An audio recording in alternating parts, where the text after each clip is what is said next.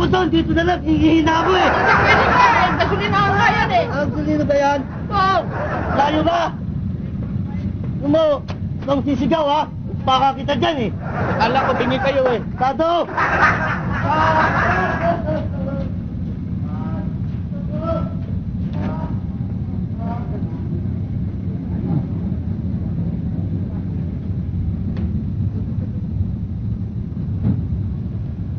Sol, babasa ka ng dyaryo. Magagalit si manager. Wala naman eh. Tsaka ito, itong nozzle ng ba't dyan nakalagay? Dapat yung dito nakalagay. Nakakapagod eh. Pag may dumating pag gasolina, huguguti mo, saksak mo. Saksak mo na naman, huguti mo, saksak. Kaya nga ginalabas. Kaya nga ginawa yan para dyan mo ilagay. Para madali nga trabaho eh. Ikot ka sa manager. Bahala ka.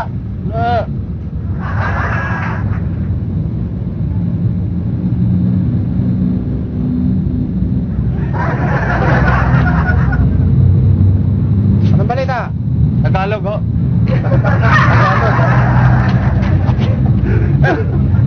Babasa ka na naman ng dyaryo. 10 beses pa kitang mahuli. Si Santi ka na.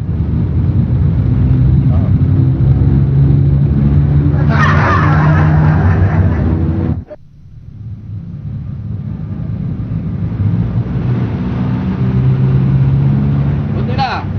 Buti ba? Buti ba?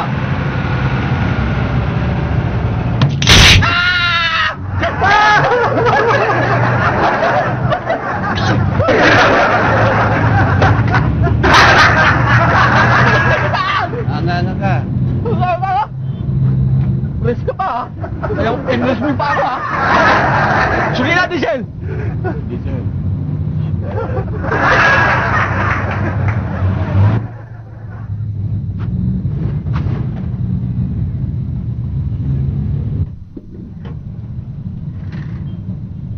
Boss!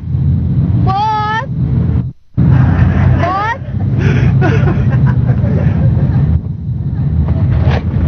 Pakitulak lang. Naubusan ako ng gasolina eh. Beautiful, akong bahala.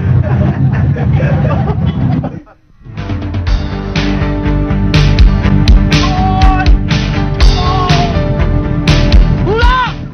Bulak! Sugod, mga kapatid! Pensa! Ang tulak! Ang tulak! Diretso! Kaya niyo yan! Kaya natin! Kaya ng buong bayan! Ma'am, ayos na. Nalagyan ako ng gasolina. Lakas mo palang makatulak ng kotse. Medya-medya lang yun. Alam mo, mas lalong madedevelop yung muscles mo kung sumama-sama ka sa amin sa fitness club. Oo, mas lalo nang titigas yung mga muscles mo. Bitawan yung naninigas. Fitness club. Okay? Sige. Salamat. Thank you. Yung bayad ng gasolina.